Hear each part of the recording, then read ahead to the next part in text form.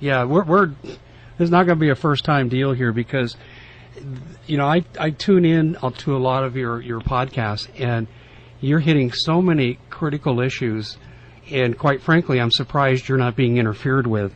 But you've got something on the radar here, Kate, that really shocked me. We got into it some depth this afternoon, and we put out a re-release of our show advertisement to a lot of different venues, and I reshaped it based on what you told me. And let's just go there. Let's talk about CMU's prisons and scare the heck out of us because this is frightening stuff. You know what? It is. I am so happy to be here. Thanks, Dave. I really love what you do, so thank you. And Katie as well. Okay, so I was looking at Schaeffer Cox's story. Schaeffer Cox is a political prisoner. He was very young, in his low 20s, married with a baby, and he was actually just sort of speaking out about the Constitution, about how people should love the Constitution, and our government doesn't love the Constitution, doesn't want to abide by it. There was a group that was started under him called the Alaska Peacemakers Militia, peacemakers being the operative word there. And he was all about peace, and he was all about making sure that people understood that the idea of a militia was just really, it was conceptual. It was an idea, an ideology, not necessarily something that was going to go get violent. It was just something that was going to be something that people should be aware of, that you fight for the causes if it ever gets to that point, but not now kind of thing. So anyway, the FBI did everything they could to bring him down, and they even, I think, in my opinion, after reading the whole case, planted evidence against him. He never incited violence against the government. He never did anything. He never threatened anybody. But he's sitting in what's called a CMU now for 25 years of his life. He is not allowed to hug his wife or child. He gets about 30 minutes a week with them, not with them, just on the phone with them. He was transferred to what is a secret prison. It's a prison within a prison. There are two of them right now. One was started in 2006, and the other one was started in 2008. These secret prisons were started by the Board of Prisons for political prisoners. Now, first they were started for terrorists, and they have now been converted for political prisoners. That's really important information for your listeners to know.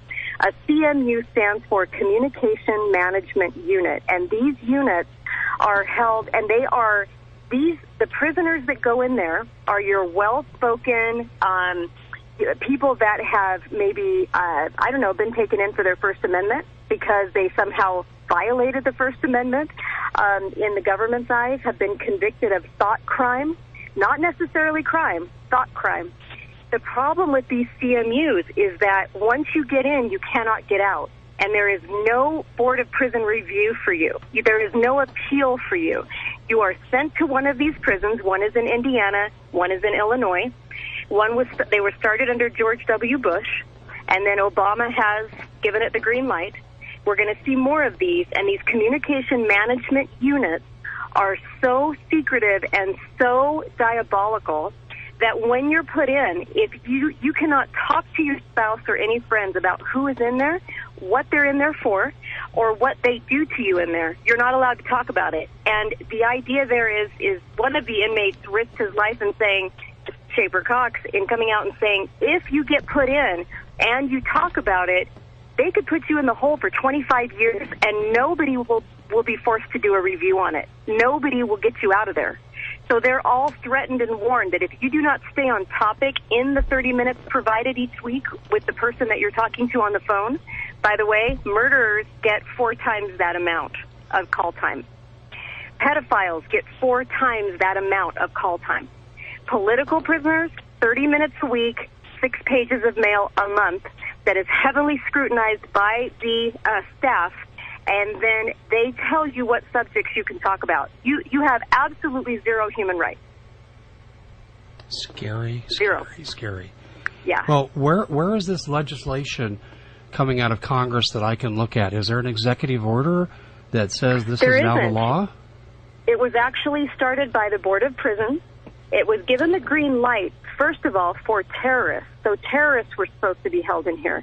But you know what? Ever since the NDAA, it's very interesting, isn't it, in 2012, that that now all of a sudden we have political prisoners in there, and they haven't done anything wrong. Honestly, there isn't anything concrete. It's usually made-up stuff by the FBI that gets them in there. And it's nothing that they've actually done. It's only things they're reported to maybe conceive of doing in the future. So these CMUs got the green light. Now, the CCR, the Center for Constitutional Rights, has actually filed a lawsuit in U.S. District Court in British Columbia, 2012. Arif versus Holder, as in Eric Holder. Yes, he was the one that was behind these two in 2008. The one that there was one in 2006, one in 2008. Well, so it's against Eric Holder, and it is basically saying these are unconstitutional. How in the world are you doing these? Well, nothing has happened with this case. This case, actually, the Board of Prisons just tightened up to have stricter reign on who's in a CMU. They have done nothing to abolish the CMU, and most Americans do not know about them.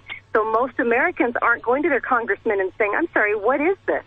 Because I will venture to say that we will have more of these cropping up over the entire nation. You'll see more CMUs enacted to hold people like journalists, bloggers, people that stand up for the Constitution. That's basically what Schaeffer Cox was doing. He was standing up for the Constitution, and he said that the government was not abiding by it. And they got on his radar and would not let go and kept trying to get him to say that he would do something violent to the government. He would do something, carry out some act. And even though in all the rolls of tape that they taped on him, he never said once that he would be violent, they went ahead and put him in the CMU and have convicted him of things that he might be able to do in the future, like inciting a crowd to violence, even though that isn't what has happened.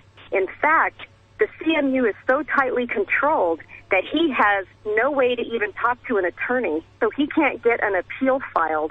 Last time I checked on his what he was talking about as far as his wife, and everybody has been reporting on him.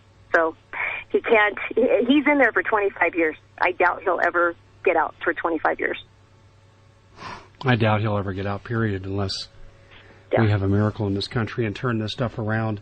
What concerns me is this, and it sounds like it's a case of the BLM and the EPA all rolled into one, that the Board of Prisons, based on their own authority, are making law that's reserved for lawmakers. Yes. Am I getting this correctly? Yes, you're right, Dave, because there wasn't any public notice of this. The public never had a chance to comment on this. The Board of Prisons, under the Department of Injustice, because I think that's what we need to really call them, the Department of Injustice, started these CMUs without any type of oversight, except for the Department of Justice. That's scary. Do you remember stuff. when the San Bernardino shootings went down by that member of ISIS, and then Loretta Lynch came out, and rather than supporting the families, she said, if you dare to speak out against Muslim extremists, we're coming after you. I'm taking that as a threat now in a whole different light. Oh, yeah. Between that and climate deniers, they're having a field day on the First Amendment. And we are the ones that care about the country, the ones that would stand up and not be violent, because I've never, ever even talked about violence on my show, ever. I don't even want that. But those that even speak about the Constitution, they call them what now, originalists? You are an originalist, Dave, because you believe in the Constitution. You know that old document, the original document.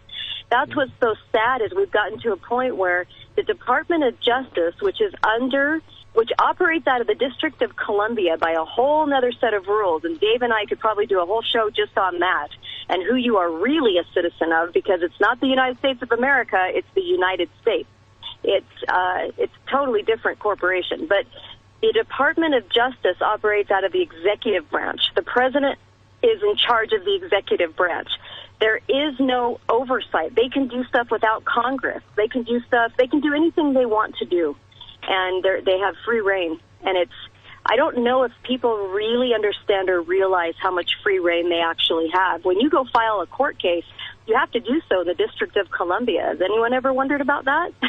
You have to go file your court case in U.S. District Court for the Department of Injustice. And so this is scary stuff for Americans. If you don't know what your rights are and you don't know what you can do about them, you're stuck in a CMU because you're a political prisoner. When they transfer you into that CMU, the Communications Management Unit, you can't, they give you no opportunity or any rules written down to say this is how you get out of there. And sometimes prisoners are put in there because they have problems with some of the rules, or they question what's going on in a regular prison. So they're sent into a CMU so that it's even stricter, so that you have basic zero civil rights, zero human rights, which means you get nothing unless they hand it to you or give it to you, which they give you nothing. So they can stick you in solitaire for months and months and months at a time in there, which is considered inhumane by the awful United Nations. It's considered inhumane, but they still can do it and not have to report it to anybody. They do not have to report it. So you could be stuck in there. If you get out of there finally, out of solitary, you're still in a CMU. If you go and tell your spouse that you were in solitary, you could be put back into solitary for years and nobody would hear from you. And there is no appeals process and no rules as to which they say, okay, if you do these 5 things, you can get out of here, out of the stricter unit. That's why citizens prisoners, really, they go in, never, ever come out because there's no way to get out. They don't publish even their own rules to this secret prison. Kate, I was going to ask you, Katie here. Kate, I know this is confusing. Sure. Do you know if these prisons are privately owned prisons or if these are federal prisons that are doing this? These are federal. These are federal prisons for what's considered federal prisoners, just like the Bundys would be. And these are run by the Board of Prisons, the BOP. These are not private. Okay. Yep, there's no oversight either. I've read that the feds can actually bring in the equivalent of a PPP and have private prison people run it. Maybe so. I know that the oversight from on high comes from the Department of Injustice and then also the BOP. So those are the two that have instigated it. Maybe they can run it by private. I'm not sure. Let's talk about private prisons just for a second to maybe perhaps see the links. Sure. One of the things that will shock people, and if they go to my website in the search engine at the Common Sense Show and put in privatized prisons and the CCA, what they'll eventually come across is how these prisoners are used as slave labor. They're paid anywhere between 4 to 50 cents an hour, usually on the lower side. And they're making products that are sold in companies like Neiman Marcus, all kinds of Wall Street firms, Target's involved. and so as a result, what we have is slave labor. And if you don't comply with exactly what the privatized prison people want, they, without judicial approval, without the oversight of a judge, can add days and months and years onto your sentence. And I'm kind of thinking, because they're so self-contained, that what I'm reading, and I actually reached out to a couple people after we talked today, Kate, they said that the government can bring in whoever they want to run these, and they would be better off to let privatized prisons run these with their personnel, because then they have one-step deniability. In other words, if there's ever a day of accountability, it's the first line that goes down, and everybody else goes, well, they just got away from their mission. Wow. And that's what I was told today. So that's something I really want to investigate, because this is like the Chicago black site too, and you may know about this, where if you're arrested in Chicago, they look at your profile, your attitude, your demeanor, and they make a decision whether you go to a regular jail or you go to the black site where it lights a living hell. Yeah. No, you know what? That is some scary stuff right there. I am telling you, when the Patriot Act passed, and we were all, oh my gosh, and it gave them the leeway to do what they did. They could have said domestic terrorism all throughout the 2000s, right? And they could have said, and all of us would say, oh yeah, throw them in and lock away the key. Little did we know when the NDAA came out that would actually mean us as citizens. That was now going to mean somebody violating using their free speech to denounce what the government's doing. Now we're going after you and I. Now there are people in there like you and I. And the sad part is that most Americans are oblivious. When they hear the word terrorist, they say, we don't even care, don't give them any rights, right? But when we say political prisoner, that they've deemed them terrorists, but we say political prisoner because we know that that's what they are. Now, is that going to finally catch people's attention? Are we finally going to understand that people are being stripped of their rights, and now they could be you and I, and we could end up in one of these black holes like you're talking about, or we could end up in a CMU like what I'm talking about, when it's you're in there because you're talking about the Constitution. You're in there because you're denouncing what the government is doing. This is so scary to me that when I read it, I got emotional. I don't really get very emotional. I know I'm a girl, but I'm not like super girly. I don't get cry or emotional. I got emotional and I thought, nobody knows this is going on. These people are stuck in here for 25 years and they can hand these huge, heavy sentences. And nobody cares because they've labeled them with the word domestic terrorists like they do the Bundys. And then they label them with, well, whatever they want. Basically, they can come up with whatever they want. It's sick. To me, it's sick. Kate, while you were talking, I had a brilliant idea. We don't know what a political prisoner is because we've never, as a culture, have had to deal with this. We need to educate the public now on some new terms that are coming out. One of them is, what is a political prisoner? And drill it down to the core, to the public. And also, if on people's blogs or Facebook or whatever, let's make a list of what the DOJ constitutes as a domestic terrorist and write that out. Do you believe in the Constitution? Yes. Do you believe in this and that? So that people have a clear idea of this propaganda and then turn the propaganda on them so that it's sort of like what was that movie with Kirk Douglas? I Am Spartacus. So if everyone is a domestic terrorist, then it becomes a joke. Right. No, I totally get that.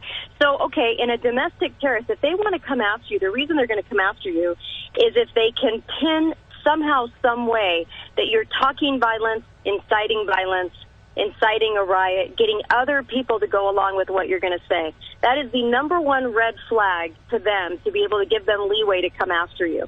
And I would say that we say political prisoner because we know the truth. They are a political prisoner. They are held for political reasons, and the political reason is they don't like the politics of what's going on, and they talk about it. But they'll do it under the guise of domestic terrorism because when they say terrorism, we don't seem to care. We say they deserve it. They deserve anything they get. We have to redefine the word terrorism because if they're going to use it as domestic terrorism, good old Harry Reid likes to use that term, then now we have to say, well, what does that mean to our government when it's us? When it's us, not some foreigner, when it's us, when it's their own people. That's the sad part, is that it's usually because they can say, well, that person belongs to a militia, or that person is inciting people, or they're getting people excited about violence, and that's usually the big red flag. Well, we're talking to Kate Dalley from Fox News Radio. In fact, you can follow her at foxnews1450.com, KZNU out of St. George, Utah. And great show. You can catch her live stream, I believe, Kate, and I also know that you have podcasts because I listen to them. And before we go further here, because I need to take a breath, I'm getting a headache from this. This stuff is... I know. I mean, when you said you got emotional, I'm almost getting nauseous from hearing that I live in a country like this now. This is the worst totalitarian government among the G20. There is no question. We are now a totalitarian government. But anyway, tell people how they can listen to your show. Foxnews1450.com. You can hit a listen live button. I'm on it every day from 1 to 4. And I also do The Blaze. So I'm a podcast on the Blaze Radio Network. And you can listen to The Kate Show every Saturday on the Blaze Radio Network. So I have 2 different shows. And you can go to SoundCloud and look up The Kate Dalley Show or The Kate Show, and you can get all these episodes. There's probably about 550 episodes up right now on SoundCloud. We go over numerous topics, lots of topics, and you name it. We've done it probably on the show. I know. I've been there. Do you think the organization COWS can help the COWS, the senators that are helping the ranchers? Can they help these people? Yes, anytime we can get our elected officials to speak out and bring awareness, because it's been crickets on a lot of these land and rancher issues, which has really been sad for me to witness.